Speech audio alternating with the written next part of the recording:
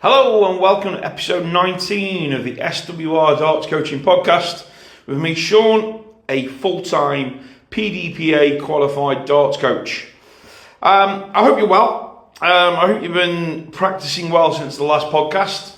In the last episode, obviously, I spoke about the 5 most popular questions that I get asked and what my answers are to them every time I get asked them. And at the end of that podcast, I mentioned that I will do an episode one day on SMART goals, or what I perceive to be SMART goals. And this is the episode. So, for us as darts players, you know, we've all got an ambition to do something with the game, I would imagine. There's going to be a small percentage of people out there that, you know, in theory, don't have a target of where they're trying to go with their game of darts. Social darts, you know, they just want to play darts socially with their mates, or they might be someone who just wants to, you know, stream on TikTok or stream on YouTube playing darts. They've got no ambition to sort of go out there into the big world and play tournaments, play leagues, and all these other, you know, avenues that we can as darts players. And I love that, you know, I love a social player. I get quite a few social players that come in for coaching with me here. But I also get the other end of the spectrum where I get the players who are coming in who, you know, they want to push themselves. I've just finished a coaching session today as I'm recording this, and you know, the guy I've just been coaching, his aim is to try and get into his county team for the next season.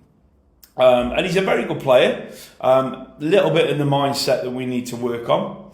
But I just said to you, and said, like, you know, have you ever sat down and made your SMART goals? And he was like, no. And I was like, well, I'm going to do a podcast on it, so listen to the podcast and I'll explain the different areas.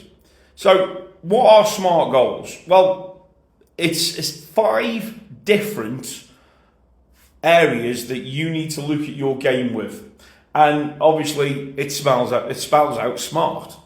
So the S, specific. Set clear, specific goals for your darts practice. For example, aim to hit the bullseye 10 times in a row or improve your average score by 10 points. So we're setting a specific, clear goal here of what we want to achieve. We write these goals down as well. Okay, so I could turn around now to him, and I'm going to use him as an example here. His, you know, clear, specific goal is that he wants to be able to play for his county in potentially 6 months' time, okay, or by the end of the next coming season. Now, I will talk about that side of it with the T when we get to that. But the specific set clear goal is he wants to go and play for his county, okay? So, love that. So now we need to set specific goals within the practice area to help his game get more from that game so that we can achieve that specific set target. So I would look at it, I've structured his practice already. He's gone away today with another sort of structured practice game, which takes for about 25 minutes to half an hour, which is focusing on 2 of the main elements, which is power scoring and doubles. We've not got the setups in that specific sort of bespoke practice that I've given him, if you will. But that's not too much of a problem. He does that in another way of practice anyway. So that's the S. The M, measurable. Ensure your goals are measurable so that you can track your progress. So using a scoring system to keep a practice log and monitor improvements in practice. We all measure how we're doing in a game of darts by looking at our AVG. So a lot of players, they will play darts, and at the end of that darts game, they will go straight over, and regardless if they've won or lost, they will look what their AVG, their average, their 3-dart average is for that game. Now, to me, is that a measurable way to see how you're progressing with the game? Well, yes, it is. I'm not going to sit here and say it isn't. But within practice, I encourage players not to play 501 in practice.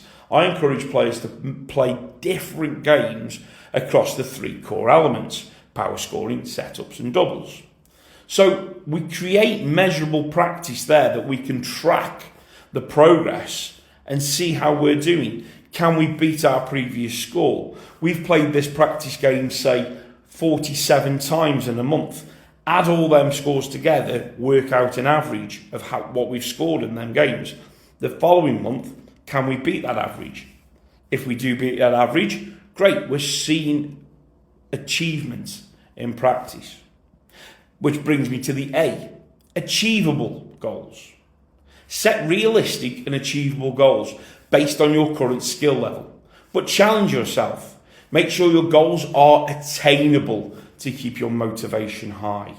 Now, if we've just started out playing darts, we've only just picked them up recently, a lot of people are getting into this sport right away.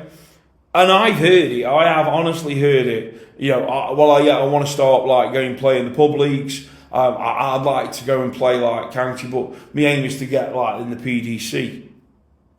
Okay, let's just dial it back a bit here. We talked about attainable. Yes, to go and play in the PDC is attainable. To go and play in the PDC is achievable, but it's over a longer term. If you're a new player just coming into darts, the chances of you going to get Q School and get a card are extremely slim. So, as a new player to darts, set that achievable, realistic target of, I want to see this improvement over this course of time.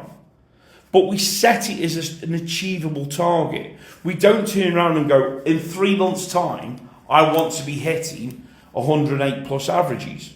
That isn't going to work for us. We could probably do that, but why should we set it so high? Let's set achievable, attainable, realistic targets for where we are with our game at the moment. The R, relevant. Focus on goals that are relevant to your overall darts performance, whether it's improving your accuracy, your consistency, or your strategy approach if you play cricket. But make sure your goals align with the long-term objectives. So, what I'm basically saying here is we're linking all these together. So we've got the specific goal of what we're setting. We're making it measurable so we can track it. Are we making it achievable? And then we're making it relevant to us. So again, for me to look at this and then go, right, I want to be a 108 average player in 6 weeks' time. Is that achievable? Well, it is, but it's really not relevant for where I am at the moment. So make your targets relevant to where you are with your game. Which brings us to the T, which again links these all together. Time. Time-bound. Time frame. Set a time frame for achieving your goals. Now, you could set a daily task. You could set it weekly or monthly. I encourage a lot of people to do a practice over 8 weeks. So that's 2 months. But set them goals, measure them goals, achieve them goals, make sure the goals are relevant to you in a time period that is suitable to you. Now again, I could easily sit here and say that if someone follows my 8-week practice structure that I've got on my website and everything, that in them 8 weeks, I could help them to put that 10 points on that average, allows them to track their measurable targets, help them achieve their target and goal, and it's relevant to them because they're trying to see an improvement in their practice. So for SMART goals, these are what it's all about. It's about you breaking down how you vision darts. It's about you breaking down what you're looking to achieve with this game. So, let's go over it again. S, specific. Are your goals specific? What are your specific goals? Are your goals measurable? Can you measure how you're going to achieve them goals? A, are you going to be able to achieve them? Are they based on your current skill level? Is it an achievable goal to keep you motivated? Relevant. Are they relevant to you in your darts performance? Are you just going to say, I want to be hitting 100 average in a game of 501? Make it relevant to where you are with your game. T, time bound. Time frame, time specific. Make them achievable in a time frame which is achievable. Don't set out to go, I want to be this player in 4 weeks. Set it out maybe for 4 months. Some of the best players have taken ages to get where they are. It takes time. It takes practice. It does not come overnight. I spoke to a guy a couple of weeks ago and he told me he practices for roughly 5.5 hours per day. I said, every day? He went, yes. I said, right, okay. I said, so you must be seeing some improvements. He went, no. I was like, well, if you're practicing for 5.5 hours a day, 7 days a week, you should be seeing something different. And what his reply to me was, no, because I'm really struggling to get past a 60 average at the moment. Straight away I asked the question, what else are you practicing? Are you practicing your doubles? Are you practicing 1-2-1? What's your consistency practice throw?